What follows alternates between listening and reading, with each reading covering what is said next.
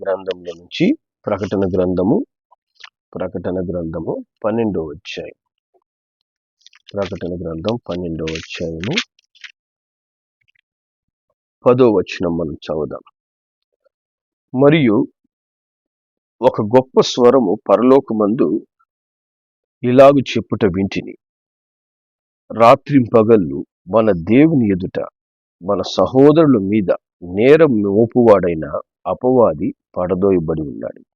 కనుక ఇప్పుడు రక్షణయు శక్తియు రాజ్యమును మన దేవుని వాయను, ఇప్పుడు అధికారము ఆయన క్రీస్తు దాయను. దేవుని నామానికి మహిమ కలుగునుగాక.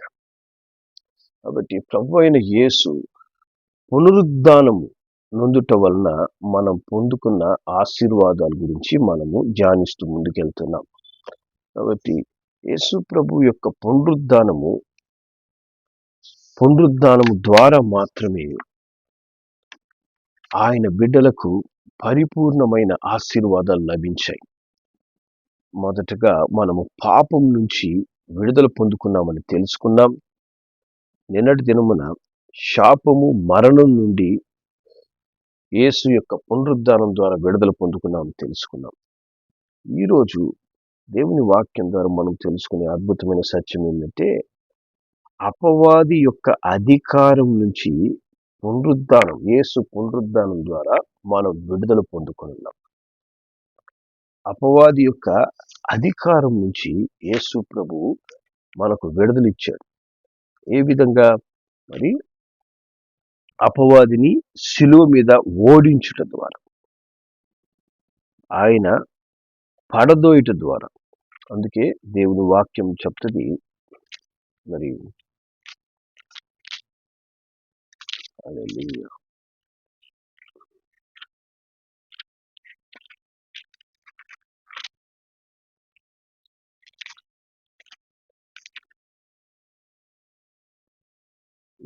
గలతీయులకు రాసిన పత్రిక 1వ అధ్యాయము 4వ వచనంలో దేవుని వాక్యం చెప్తుంది, తన తండ్రి అయిన దేవుని చిత్త ప్రకారం క్రీస్తు మనలను ప్రస్తుతపు దుష్ట కాలములో నుండి విమోచింపవలనని మన పాపముల నిమిత్తము తను తాను అప్పగించుకున్నాడు. కాబట్టి దుష్టుని యొక్క చేతిలో నుంచి మనల్ని విడిపించడానికే ప్రభువైన యేసు సిలువలో ప్రాణం పెట్టాడు. ఆయన సిలువలో ప్రాణం పెట్టడం ద్వారా దుష్టుని యొక్క అధికారం నుంచి, దుష్టుని యొక్క ప్రతి క్రియల నుంచి దేవుడు ఏం చేశాడు? మనకు విమోచన అనుగ్రహించాడు. హల్లెలూయా, దేవుని నామానికి మహిమ కలుగునుగాక. ఆదికాండం 3వ అధ్యాయము 15వ వచనంలో ప్రభు అయిన యేసు గురించి ఏమైతే ప్రవచనం రాయబడి ఉందో, మరి దేవుని వాక్యం చెప్తుంది ఇక్కడ, మరియు నీకును స్త్రీకిని నీ సంతానమునకును ఆమె సంతానమునకును వైరం కలగజేసేదను, అది నిన్ను తల మీద కొట్టును, నీవు దాని మడిమ మీద కొట్టుదు అని చెప్పాను. అది అనగా ఆయన అనగా ప్రభు అయిన యేసు క్రీస్తు సాతాను తలను శిలువ మీద చితకదొక్కబోతున్నాడు అని యేసు ప్రభు యొక్క పుట్టుకకు 4000 సంవత్సరాల కిందటే దేవాది దేవుడు ప్రవచిస్తూ ఉన్నాడు. కాబట్టి సాతాను తల ఎక్కడ చితదొక్కబడింది అంటే, కల్వారి శిలువ మీద ఆయన సాతాను తలను చితకదొక్కి సాతాను మీద సంపూర్ణ ఆధిపత్యాన్ని శిలువ మీద ప్రభు అయిన యేసు కనబరుస్తున్నాడు. హల్లెలూయా. కాబట్టి ఆయన ఆ అధికారాన్ని పొందుకోవడమే కాదు, సాతాను ఓడించడమే కాదు, ఆ అధికారాన్ని యోహాను సువార్త 1వ అధ్యాయం 12వ వచనం ప్రకారంగా ఆయన మనకేం చేస్తున్నాడు? దేవుని పిల్లలగుటకు అధికారాన్ని ఇచ్చాడంట. ఆయన నామమునందు విశ్వసించిన వారికి దేవుని పిల్లలగుటకు అధికారం, అనగా దేవుని కుమారుడుగా సాతాను మీద ఆయన అధికారం పొందుకున్న తర్వాత అదే అధికారాన్ని దేవుని బిడ్డలమైన మనకందరికీ అనుగ్రహిస్తున్నాడు. హల్లెలూయా, మనకందరికీ అనుగ్రహిస్తున్నాడు. సాతానుపై సంపూర్ణ ఆధిపత్యాన్ని దేవుని బిడ్డలమైన మనకు ప్రభు అనుగ్రహించడమే కాదు, మనల్ని ఏం చేశాడు? ఎఫెసీయులకు రాసిన పత్రిక 2వ అధ్యాయము, ఎఫెసీ 2వ అధ్యాయం 7వ వచనంలో ఆయన వాక్యం చెప్తుంది, క్రీస్తు యేసునందు మనలను ఆయనతో కూడా లేపి పరలోకమందు ఆయనతో కూడా కూర్చుండబెట్టాడు. హల్లెలూయా. కాబట్టి యేసు ప్రభువుతో కూడా మనము పునరుద్ధానమందు లేపబడి ఆయనతో కూడా మనము ఎక్కడున్నాం ఈ సమయంలో? పరలోకమందు కూర్చుండబెట్టాడు. హల్లెలూయా. శరీర సంబంధంగా మనం భూమి మీద ఉన్నా కూడా ఆత్మలో మనము పరలోకమందు కూర్చుండబెట్టడం వల్ల సాతాను ఇప్పుడు ఎక్కడున్నాడంటే మన కాళ్ళ కింద దేవుడు ఉంచాడు. సాతానుని కాలు కింద పెట్టాడు. సాతానుకు పైగా ఉన్నతమైన స్థానాన్ని ప్రభు అయిన యేసునందు విశ్వాసం ఉంచి సంపూర్ణ మారు మనసు రక్షణ అనుభవాన్ని పొందిన వారికి ఇచ్చాడు. అట్టి మారు మనసు రక్షణ అనుభవం నువ్వు పొంది ఉన్నట్లయితే నిశ్చయంగా సాతాను క్రియలన్నిటిపైన నువ్వు అధికారం కలిగి జీవించగలవు. హల్లెలూయా. అందుకే లూకా సువార్త 10వ అధ్యాయము 17వ వచనంలో, లూకా సువార్త 10వ అధ్యాయము 17వ వచనం నుంచి 19వ వచనం వరకు మనం చదివితే ఇక్కడ దేవుడు చెప్తాడు, ఆ 70 మంది శిష్యులు సంతోషంతో తిరిగి వచ్చి, ప్రభువా, దయ్యములు కూడా నీ నామం వల్ల మాకు లోబడుచున్నవని చెప్పగా, ఆయన సాతాను మెరుపువలే ఆకాశం నుండి పడుట చూచి తిని, ఇదిగో పాములను తేళ్లను తొక్కుటకు శత్రు బలమంతటి మీదను మీకు అధికారం అనుగ్రహించి ఉన్నాను, ఏదియు మీకెంత మాత్రము హాని చేయదు. కాబట్టి శత్రు బలమంతటి మీద దేవుడు ఏం చేస్తున్నాడు? ఆయన యందు విశ్వాసం ఉంచిన వారికి అందరికి అధికారాన్ని ఇస్తున్నాడు. చాలా మంది చెప్తుంటారు, సాతానుడు చాలా బలవంతుడు, వాడిని మీరు ఓడించలేరు. సాతాను బలవంతుడా, మనలో ఉన్న యేసు బలవంతుడా అనే ప్రశ్న ఆ మాట్లాడే వాళ్ళకి ఎప్పుడు కూడా కలగదు. యేసు ఇప్పుడు ఎక్కడున్నాడు? ఆయన పరలోకమందు కాదు, ఆయన నీలో నివసిస్తున్నాడు అనేది ఎప్పుడైతే గ్రహిస్తామో, సాతాను యొక్క బలమంతటి మీద అధికారం పొందిన ఆ యేసు ద్వారా మనము సాతానంపై అధికారాన్ని, వాటిని తొక్కుటకు అధికారాన్ని దేవుడు ఏం చేశాడంట? ఆయన బిడ్డలకు అనుగ్రహించాడు. మరి సాతాను ద్వారా శోధించబడుతున్నాను, సాతాను నన్ను శోధిస్తున్నాడు, మా కుటుంబాన్ని శోధిస్తున్నాడు, మేము శ్రమ పొందుకుంటున్నాం అంటే సత్యము గ్రహించనందువల్ల అపవాదికి చోటిచ్చి అపవాది ద్వారా శోధించబడుతూ ఆ బలహీనతల్లోనే వారు ఆఖరికి అపవాది యొక్క ఆహారంగా మారిపోయి వారి జీవితాలు అంతం చేసుకుంటుంటారు.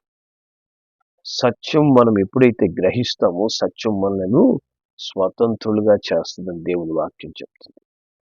సత్యాన్ని నువ్వు గ్రహించాలి అంటే మనకు ఏం కావాలి? గ్రహించడానికి సత్యాన్ని తెలియపరిచే సత్య స్వరూపైన ఆత్మ మనకు కావాలి. అట్టి ఆత్మ మనలో ఉన్నప్పుడు ఆ ఆత్మ మనకి ఏమిస్తుంది? అధికారాన్ని ఇస్తుంది. హల్లెలూయా. సత్యమును గ్రహించే జ్ఞానం ఇస్తుంది, ధైర్యపు ఆత్మతో నింపుతుంది. కాబట్టి దేవుని వాక్యం చెప్తుంది, మొదటి యోహాను రాసిన పత్రిక 2వ అధ్యాయం 27వ వచనంలో 2:27 వాక్యం చెప్తుంది, అయితే ఆయన వలన మీరు పొందిన అభిషేకం మీలో నిలుచుచున్నది గనక ఎవ్వడును మీకు బోధింపనక్కర్లేదు. ఆయన ఇచ్చిన అభిషేకం సత్యమే గాని అబద్ధం కాదు. అది అన్నిటిని గూర్చి మీకు బోధించుచున్న ప్రకారముగాను, ఆయన మీకు బోధించిన ప్రకారం కాను ఆయనలో మీరు నిలుచుచున్నారు. హల్లెలూయా. కాబట్టి దేవునిలో మనం స్థిరంగా నిలబడాలి అంటే మనకు కావాల్సింది పరిశుద్ధాత్మ అభిషేకం. పరిశుద్ధాత్మ అభిషేకం మట్టుకే సాతాను గురించి చాలా చక్కని వివరణ ఇవ్వగలడు. ఎందుకంటే సాతాను మనిషి కాదు, సాతాను ఆత్మ. సాతాను ఆత్మ అయినప్పుడు శరీరంతో సాతానుతో మనము పోరాడలేము. అందుకే మా యొక్క పోరాటం శరీర సంబంధమైనది కాదంట. కాబట్టి ఆత్మ అయినటువంటి సాతానును నువ్వు జయించాలంటే పరిశుద్ధాత్మ అభిషేకం మనకేం చేస్తుందంట? అన్నిటిని గురించి బోధిస్తుంది, అన్నిటిని గురించి తెలియజేస్తుంది. మరి అట్లా ప్రతిదీ మనం పరిశుద్ధాత్మ మనం తెలియజేసినప్పుడు వాక్యం బోధించే వాళ్ళు కూడా వాళ్ళు ఎటువంటి ఆత్మతో బోధిస్తున్నారు అనేది మనకు చాలా స్పష్టంగా అర్థమైపోద్ది. హల్లెలూయా. అందుకే 1 యోహాను 4 అధ్యాయం 6 వచనం, 1 యోహాను 4:6 ఏం చెప్తుందంటే, మనము దేవుని సంబంధులం. దేవుణ్ణి ఎరిగిన వాడు మన మాట వినును. దేవుని సంబంధి కానివాడు మన మాట వినడు. ఇందువలన మనము సత్య స్వరూపమైన ఆత్మ ఏదో, భ్రమపరుచు ఆత్మ ఏదో తెలుసుకొనుచున్నాం. హల్లెలూయా. కాబట్టి చూడండి, సత్య స్వరూపమైన ఆత్మ ఒకరిలో ఉందా లేదా, లేదా భ్రమపరుచు ఆత్మ ఒకరిలో ఉందా అనేది పరిశుద్ధాత్మ పొందిన వాళ్ళకి చాలా స్పష్టంగా అర్థమైపోద్ది. ఏ ఆత్మ యొక్క ప్రభావానికి వాళ్ళు లోబడి ప్రవర్తిస్తున్నారు అనేది వారి మాటలు బట్టి, వాళ్ళ క్రియలు బట్టి అర్థమైపోద్ది. ఒక వ్యక్తి మరి భ్రమపరుచు ఆత్మ ద్వారా జీవిస్తున్నాడంటే ఖచ్చితంగా ఏం జరగద్దంట చూడండి. 2 కొరింథీయులకు రాసిన పత్రిక 11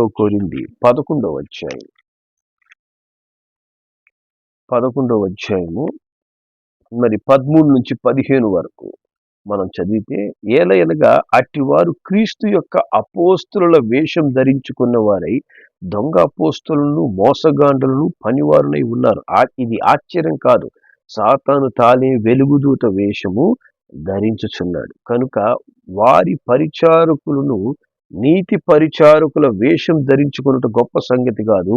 వారి క్రియల చొప్పున వారికి అంతం కలుగును. కాబట్టి చూడండి, సాతాను వెలుగుదూత వేషం వేసుకున్నట్లు అనేక మంది మరి నీతి పరిచారకుల్లాగా, అలాగే దేవుని బిడ్డల్లాగా, మందిరానికి వచ్చే వాళ్ళు కూడా దేవుని బిడ్డల్లాగా వాళ్ళు ఏమేమి తెల్లని వస్త్రాలు వేసుకొని, లేదా వాళ్ళు పరిశుద్ధుల్లాగా ప్రవర్తిస్తారు.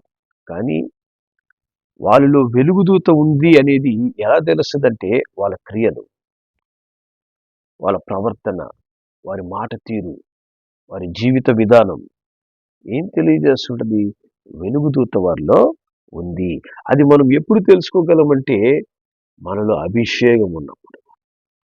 మనలో అభిషేకం, దేవుని అభిషేకం మాత్రమే ఒకరిలో ఏ ఆత్మ పని చేస్తుందనేది స్పష్టంగా మనకు తెలియజేస్తుంది. దాని ద్వారా మనం ఏం చేస్తాము? దాన్ని మనము జయిస్తాం, అపవాదిని. హల్లెలూయా.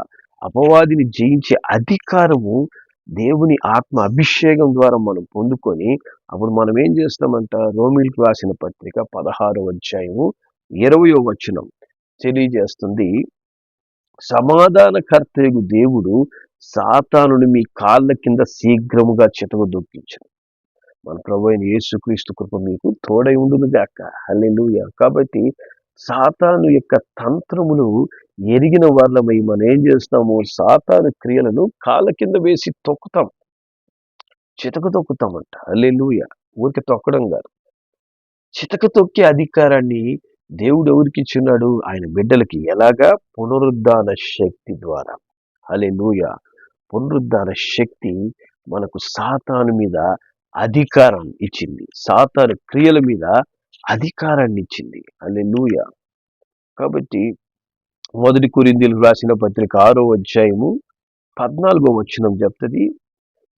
1 కొరింథీ 6:14, దేవుడు ప్రభువుని లేపెను, మనలను కూడా తన శక్తి వలన లేపును. కాబట్టి ఎటువంటి సాతాను శోధన మనలో మనం ఎదుర్కొంటున్నా, మరి ఎటువంటి సాతాను సంబంధమైన వ్యక్తులు మనకు విరోధంగా ప్రవర్తిస్తున్నా, దేవుని వాక్యం చెప్తుంది, దేవుని శక్తి మనలో ఉండి వాటన్నిటి నుంచి మనకు విడుదలిస్తుంది. ఆ పరిస్థితుల నుంచి, ఆ వ్యక్తుల నుంచి మనకు దేవుని శక్తి విడుదలిచ్చి దూరం చేస్తుందంట. హల్లెలూయా. దేవుని నామానికి మహిమ కలుగును గాక. అందుకే ప్రకటన గ్రంథము 12వ అధ్యాయము, ప్రకటన 12:11 దేవుని మాటలు ఈ విధంగా చెప్తాయి. 12:11, వారు గొర్రెపిల్ల రక్తమును బట్టి, తామిచ్చిన సాక్ష్యం బట్టి వానిని జయించి ఉన్నారు, కానీ మరణం వరకు తమ ప్రాణములను ప్రేమించువారు కాదు. హల్లెలూయా. కాబట్టి ఎవరైతే యేసు ప్రభు యొక్క పునరుద్ధాన శక్తితో నింపబడి ఉంటారో, పరిశుద్ధాత్మ అభిషేకం వాళ్ళు కలిగి ఉంటారో వాళ్ళంట గొర్రెపిల్ల రక్తాన్ని బట్టి, సాక్షికరమైన జీవితాన్ని బట్టి, వారు జీవించే పరిశుద్ధ జీవితం, దేవునికి లోబడిన జీవితం, దేవుని వాక్యానికి లోబడిన జీవితాన్ని బట్టి సాతాన్ని జయిస్తారు. దేవుని వాక్యానికి లోబడని జీవితం జీవించే వాళ్ళు సాతాను ద్వారా ప్రతిరోజు ఓడిపోతుంటారు. అది వారి యొక్క అంతము ఘోరంగా మారిపోతుంది. ఈరోజు మనము ఏదో సాధించాము, జయించాము అనుకుంటారు, కానీ అంతము మరి నాశనంగా మారుతుంది. కానీ దేవుని బిడ్డలు పరిశుద్ధాత్మ అభిషేకం ద్వారా గొర్రెపిల్ల రక్తంతో వాళ్ళు కడగబడి, పరిశుద్ధపరచబడి, వారు జీవించే సాక్షికరమైన జీవితం ద్వారా అపవాదిని జయిస్తారంట. హల్లెలూయా, దేవుని నామానికి మహిమ కలుగును గాక.